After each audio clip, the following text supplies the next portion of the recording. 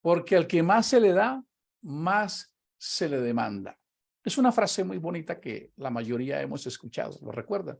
Allá en la parábola de los talentos.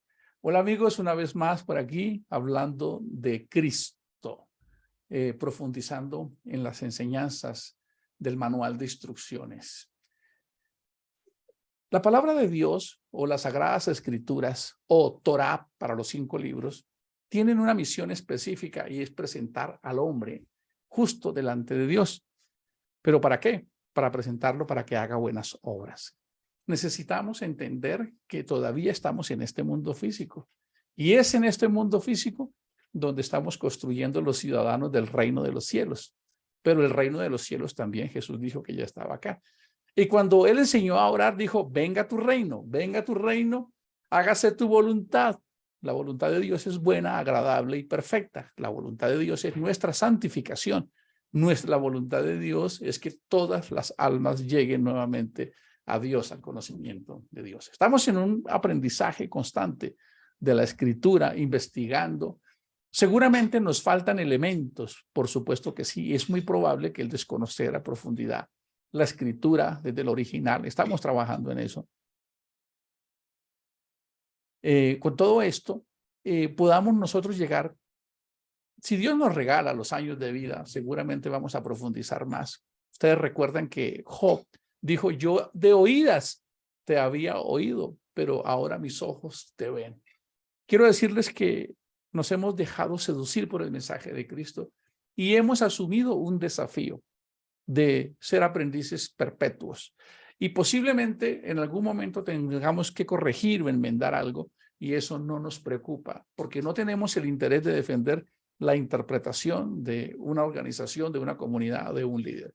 Ustedes recuerdan un hombre que era elocuente, poderoso en la palabra, diligente, era un orador de ligas, de grandes ligas, pero una pareja de esposos, no con la formación de él, lo guiaron, lo llamaron aparte y le dijeron, mira, más exactamente es de esta manera. Así que estamos en este proceso.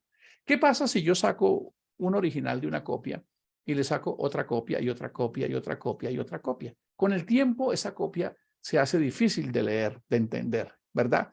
Y tenemos que aprender a tener un equilibrio verdadero en la escritura. No pasarnos al lado extremo de que debo volver entonces y que si no es bajo las raíces hebreas y judías donde yo me voy a perder, porque creo que mis papás cuando yo era niño sabían interpretar lo que yo necesitaba, ¿verdad?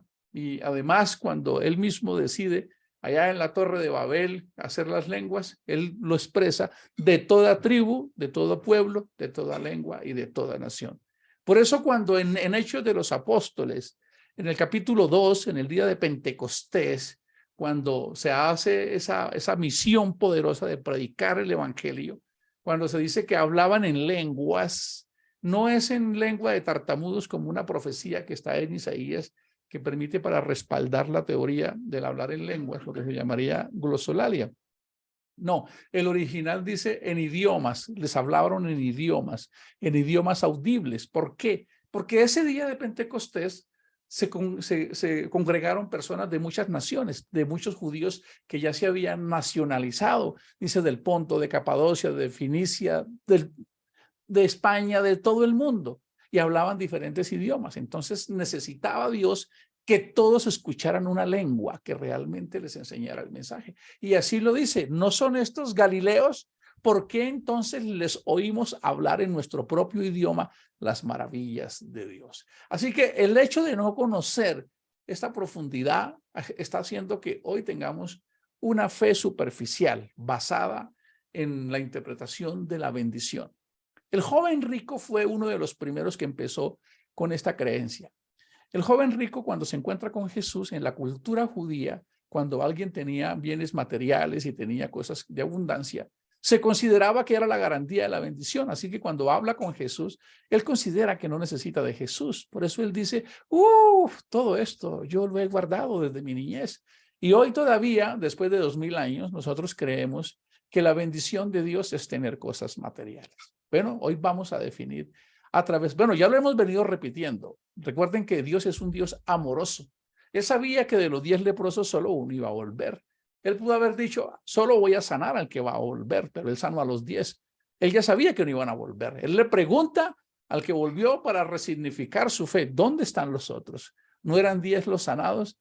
Y en este mundo donde los seres humanos vamos tras los milagros del Cristo, hemos perdido un poco la verdadera profundidad del cristianismo. Cuando Jesús, el Señor Jesús, quiere hacer entender a su pueblo sobre lo que significa seguirlo a él, sobre el precio tan importante que significa seguirlo a él, coloca 2 ejemplos. ¿Qué hombre que va a construir una torre, antes de empezar a construirla, no se sienta primero a calcular los costos y los materiales para saber si le alcanzan? No sea que cuando empiece no termine y después todos se burlen de él. Y lo refuerza con una segunda historia. ¿Qué hombre que va a la guerra con otro, siendo él un ejército pequeño, coloquemos un ejemplo, 1000 contra 30,000, no tiene la capacidad de entender lógicamente de que eso es, como dicen, pelea de tigre con burro amarrado? Más bien no hace las paces y entiende que ahí ya está perdida la batalla y sale avante. Esas 2 parábolas, esos 2 comentarios bíblicos que Jesús hace de analogía, porque Jesús era un pedagogo que usaba la andragogía para que las personas adultas entendieran, era para decirles, y si ustedes me van a seguir a mí, deben entender el precio, así como el que va a construir la torre calcula, así como el que va a ir a la guerra calcula, así el que me va a seguir a mí debe entender el precio. El que no sea digno de dejar ni padre, ni madre, ni riqueza por mí, no es digno de mí. ¡Wow! ¡Qué poderoso es este mensaje! Pero servirle a Dios, Dios es un excelente patrón, si dijéramos, si Él es nuestro jefe. Él es fiel, Él es maravilloso, Él es el dador. El verbo favorito de Él es el verbo dar. Toda su bondad es para la humanidad. El sol, todo lo que podemos disfrutar. Lo que pasa es que ha habido quizás una mala interpretación. Hemos venido estudiando estos días justamente sobre cómo Dios dejó instrucciones para que nosotros aprendiéramos a convivir. Cuando ustedes leen las enseñanzas del monte del Sinaí, todas esas enseñanzas que se dan en Levíticos de convivencia, donde se dan enseñanzas sobre el incesto, sobre los robos, sobre la reparación, todas esas enseñanzas de convivencia, de cómo vivir, de qué alimentos comer, es porque Dios pensó en que nosotros somos seres humanos y necesitábamos ser instruidos. La libertad es muy peligrosa, es maravillosa y es por la que mueren las naciones, los líderes. Pero cuando Adán y Eva decidieron queremos la libertad absoluta y nosotros podemos dirigirnos, es ahí donde el hombre entró en la más grande de las decadencias. Pablo decía, todo al final me es lícito, pero no todo me conviene. En resumen, está diciendo, yo puedo decidir qué hacer, pero yo debo tener el suficiente análisis para entender qué le conviene a mi vida, a mi familia y a mi nación. Por eso hemos venido estudiando que el manual de instrucciones, este libro maravilloso en diferentes versiones, solo tiene un objetivo.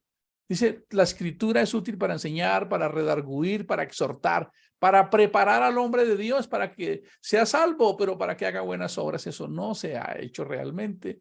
Creo que yo tampoco fui enseñado así y he cometido muchos desaciertos, pero estoy en la búsqueda de poder empezar a vivir como Dios quiere.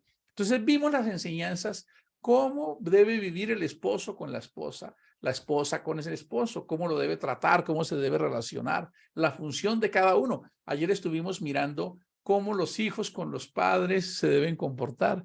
Los hijos deben honrar a sus padres. Una nación que pierde estas bases es una nación que va rumbo a la anarquía. Un joven que no tiene autoridad, que no se puede controlar, que no le rinde cuentas a nadie, es alguien demasiado peligroso. Eso hace que surjan grandes monstruos, grandes líderes que avasallan, que crean reinados, hegemonías y que generan todo un proceso. ¿Qué quiere todo esto decir? Que sí hay un manual para la vida. Sí lo hay. Es maravilloso. Por eso no podemos nosotros dar descanso a nuestra vida hasta decirle a las personas que sí hay una forma de vida, pero la mejor forma es cuando vean la nuestra. Por favor, quiero aclarar, yo ya no soy esto que estoy diciendo. Yo soy un aprendiz, pero me ha gustado este desafío. No quiero seguir haciendo lo mismo y quiero enmendar aquello donde he fallado. Pero este mensaje es poderoso. Sí, amigo, tú en cualquier lugar del mundo, sí hay solución para la depresión, si hay solución para el miedo, si hay solución para la falta de identidad, para la pérdida de fuerza de vivir, para los hogares, para las sociedades, para las empresas. Siempre ha estado este manual aquí, pero nos lo han separado y nos lo han hecho ver como una religión.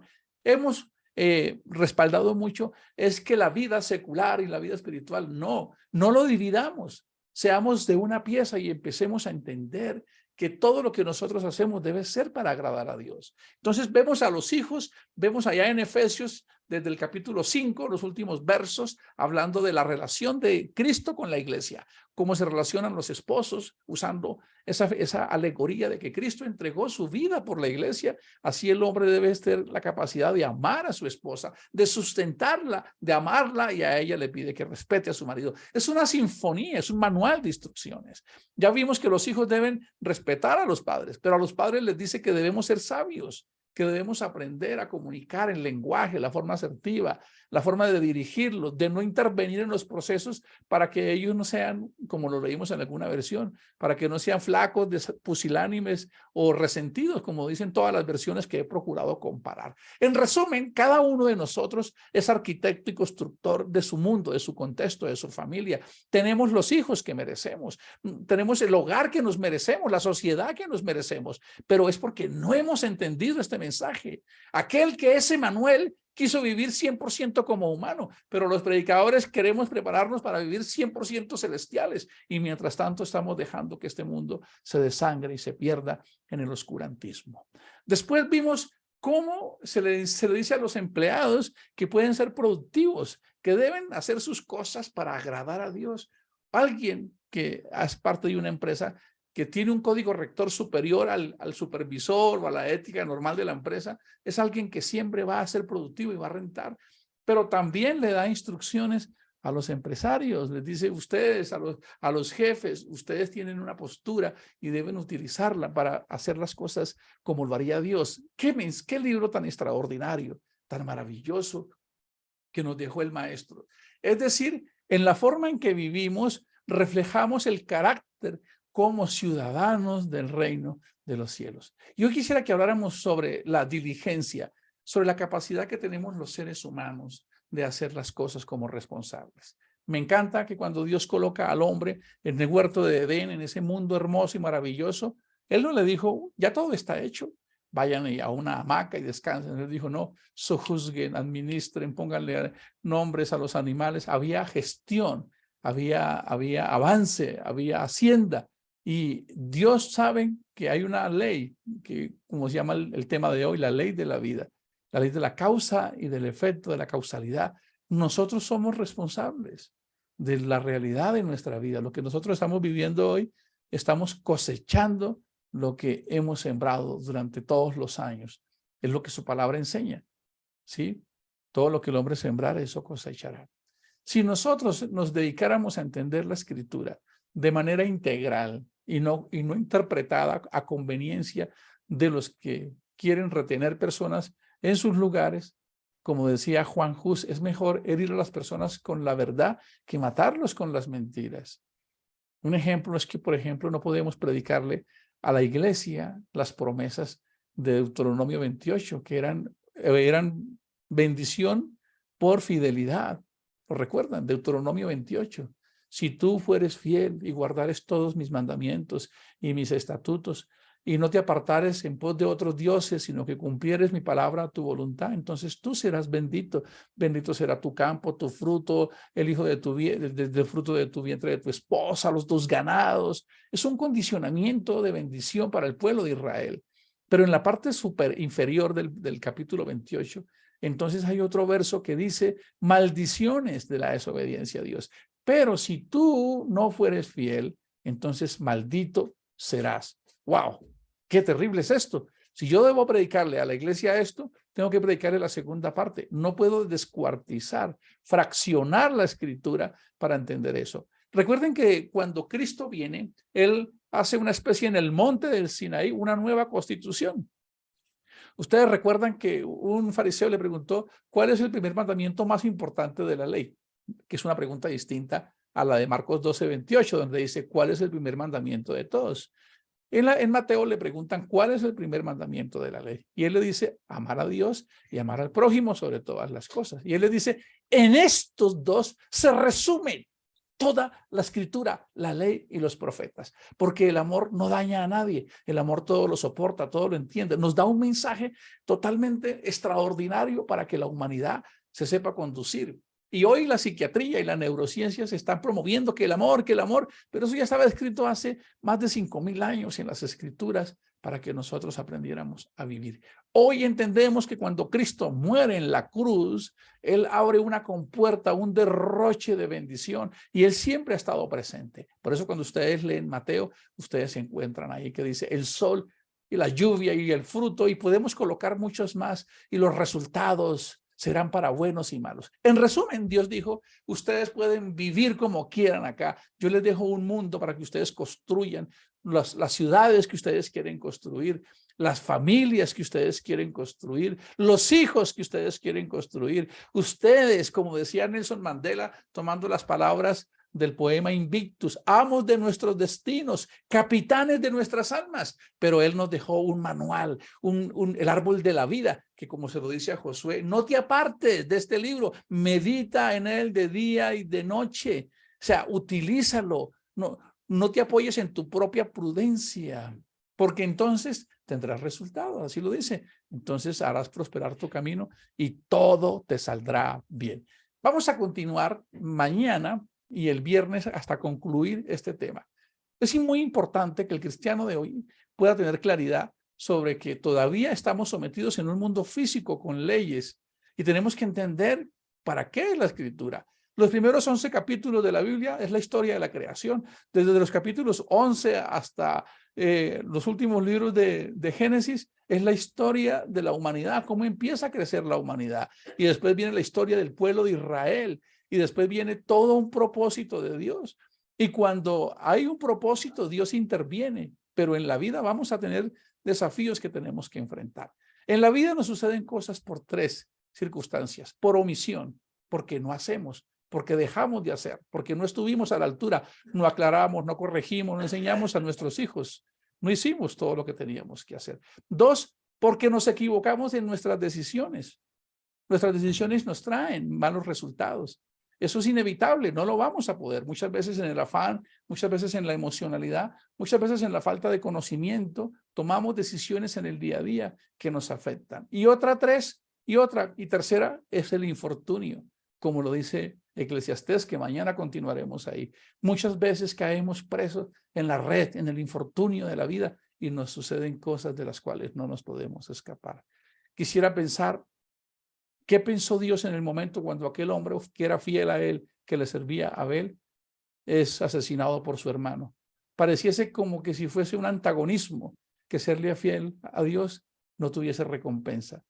Sí, sí la tiene, porque la palabra éxito en el diccionario de Dios es distinta a la que nosotros interpretamos. ¿Por qué el que fue fiel, el que hizo la mejor ofrenda, el que quiso agradar a Dios, termina siendo asesinado por aquel que no hizo lo correcto delante de Dios? ¿Por qué Esteban, aquel gran hombre, el diácono, aquel que estableció y escribió el mensaje, la predicación más exquisita y excelente la hizo Esteban, el diácono más ungido que jamás podrá haber existido? ¿Por qué termina muriendo apedreado? Eso es lo que el cristianismo de hoy debe empezar a entender, que todavía estamos, como dice el tema de hoy, cómo funciona la vida, cómo funcionan las cosas. Nos vemos mañana. Dios es bueno. Hasta aquí nos ha asistido. Sus misericordias son nuevas cada mañana y podemos confiar en Él, que ninguno se perderá. ¿Se perderá de qué? De esa promesa maravillosa que Él tiene para nosotros. Bendiciones para todos.